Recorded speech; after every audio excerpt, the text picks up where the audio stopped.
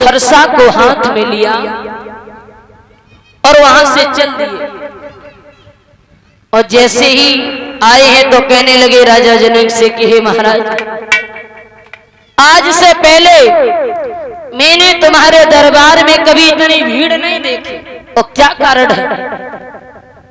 और तब तक महाराज टूटे हुए धनुष पर नजर पहुंच गई। क्रोध आ गया, कहने लगे कि कौन है वो वीर बहादुर जिसने धनुष को तोड़ करके सीता जी से रिश्ता को जोड़ करके अपनी मौत को बुला लिया। जब ये बात कही है तो महाराज लक्ष्मण उठ करके खड़े हुए, कुछ नहीं बोले। तो मर्यादा पुरुषोत्तम श्री राम समझ गए कि ये कुछ बोलने वाले हैं। तो राम जी आगे पहुंचे, हाथ जोड़ करके कहने लगे कि धनुष को तोड़ने वाला कोई गैर नहीं, आपका सेवक।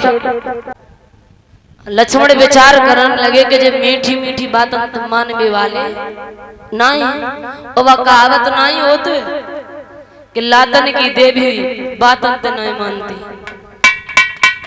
लक्ष्मण उठ करके आगे पहुंचे, कहने लगे सुनो परशुराम, अरे आ जाओ, बहुत दिन से हम तुम्हारा नाम सुनते चले आ रहे हैं, लेकिन तुम मेरी एक बात सुनो। कौन सी?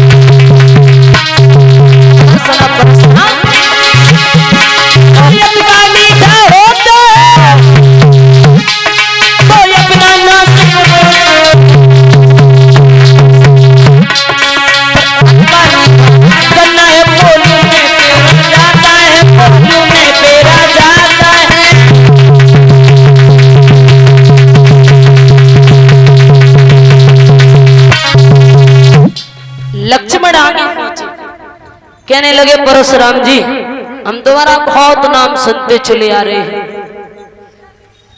तुम्हें कुछ पता है? बोले सुख का संवाद कभी और दुख का कारण बन जाता है, और मीठी बोली के कारण ही तोता पिंजड़ा में आता है। और भैया ने तुम तो इतने मीठे शब्द कहे, और जब ये बात कही तो तुम्हें क्रोध आ गया। और जो अतका मीठा होता है वो अपना नाश कराता है, और अतका मीठा गन्ना है तो फिर गोलू में पेरो। भैया ने मीठे मीठे शब्द कहे और तुम्हें क्रोध आ गया। अब महाराज लक्ष्मण को ये लगा कि राम ने तो बड़े आराम से जे कही कि धनुष हमने तोड़ दो, लक्ष्मण जे आग बबूला हो रहे। लक्ष्मण से परशुराम जी कहने लगे कि राम, अपने भैया को पहले हमारे बारे में बता कि हम कौन है। अरे हमारा नाम परशुराम है, और मैंने 21 बार इस पृथ्वी पर छतरी नहीं रखे, और इस फरसा को देख रहे हो ना। लक्ष्मण कहने लगे जे तुमने बहुत बुरो करो, बोले काहे? जो तुम फरसा को ले यहाँ चले आए। बोले क्यों?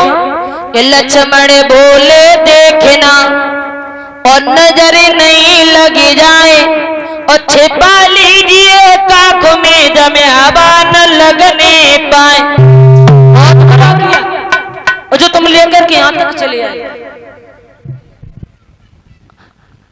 तो महाराज घी पड़ते ही जिस समय और बढ़ जाती है ज्वाल, उसी भांति आगे बढ़े परशुराम तत्काल।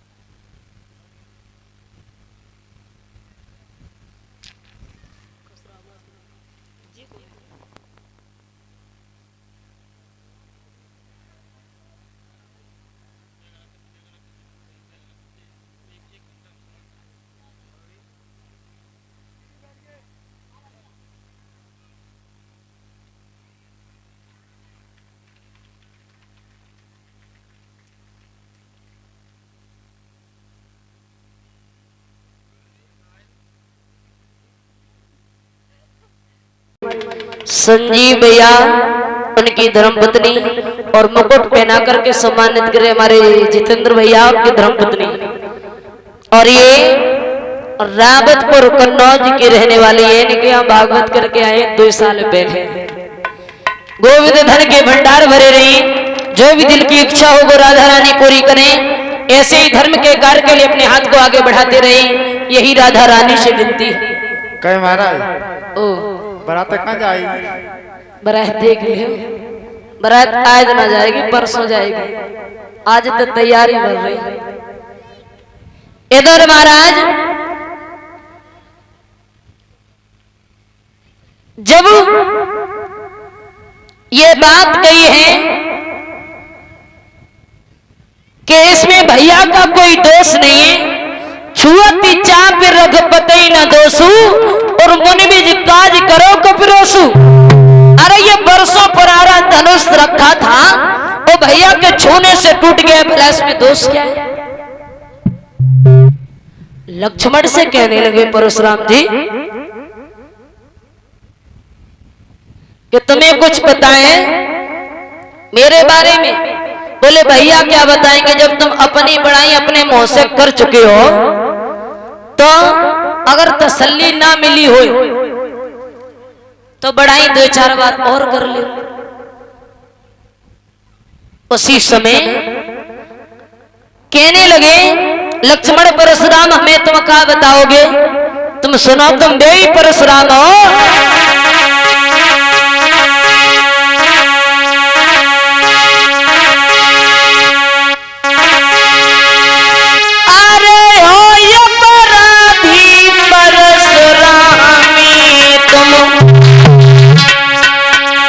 सबको बिगाड़ने आए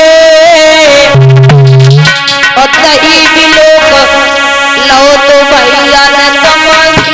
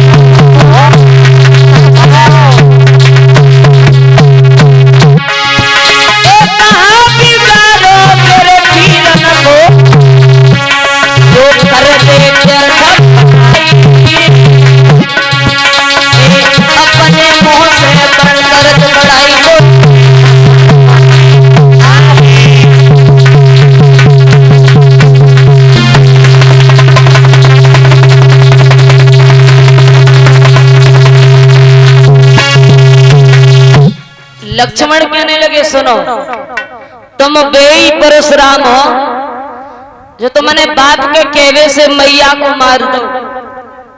और मां बहुत गिड़गिड़ानी, तुम्हें नेक दया नहीं आई और भला तुम्हें जोश दिखाए।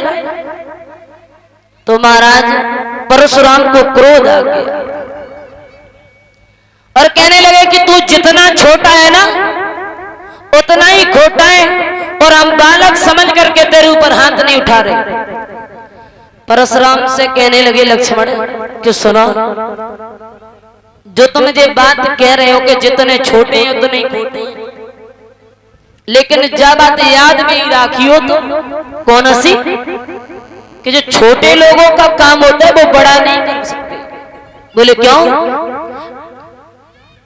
कि हाथी के निकले हुए दांत और देखो तो कितने मोटे हो, और पर जिससे ईख चबाता है वो तो बिल्कुल ही छोटे। हाथी के दांत तो मैंने खूब देखे हुए, बहुत बड़े होते हैं, और जिन पे ईख चबाते हैं ना वे तो बिल्कुल छोटे होते। इसलिए जो छोटे का काम है वो बड़े नहीं कर सकते। क्रोध आ गया। बोले यहाँ यही समझ में नहीं आता कि ये चाहता क्या है। तो प्रभु श्री राम आगे बढ़े, हाथ जोड़ करके कहने लगे परशुराम, इसमें लक्ष्मण का कोई दोष नहीं है। अरे दोष तो मेरा है। परशुराम कहने लगे इसमें एक आग लगाता है और दूसरा आकर के पानी डाल देता है, समझ में ही नहीं आता है। उसी समय कहने लगे परशुराम की ये लक्ष्मण हमारी तरफ देख लेता है ना तो मेरा ये खून जलने लगता है। लक्ष्मण कहने लगे तो देख ही काहे को रहे, तुम्हें इनका न बुलाओ। आंखों से आंखें डरती हो तो आंखें मूंद चले जाओ, और छाती में बिदीड़ यदि होती है तो छाती मले चले जाओ। और एक बात और सुनो, तुम बिना बुलाए आए थे और बिना कहे जा सकते हो। अनुराग धनुष खंडों से है, तुम इसको ले जा सकते हो। अगर तुम्हें धनुष की बहुत ही पीर लगते है ना तो ये 2 टुकड़ा डरे ले जाओ और वेल्डिंग कराए। और तुम्हें इन्हें कौन ना बुलाओ, अगर तुम बिना बुलाए आए हो तो बिना बुलाए चले जाओ। अब महाराज और क्रोध आ गया। कहने लगे ये बालक मेरी बात को मान ही नहीं रहा। राम आगे बढ़े, बोले मेरा दोष है, इसमें लक्ष्मण का कोई दोष नहीं। बोले एक बात बताओ, दोष तो तुम्हारा है। बोले क्यों? तुमने मेरा आधा नाम ही छीड़ लिया। बोले क्यों? बोले मेरा नाम है परशुराम और तुम्हारा नाम है राम, तुमने मेरा नाम आधा ही छीड़ लिया, तुम दोषी तो हो।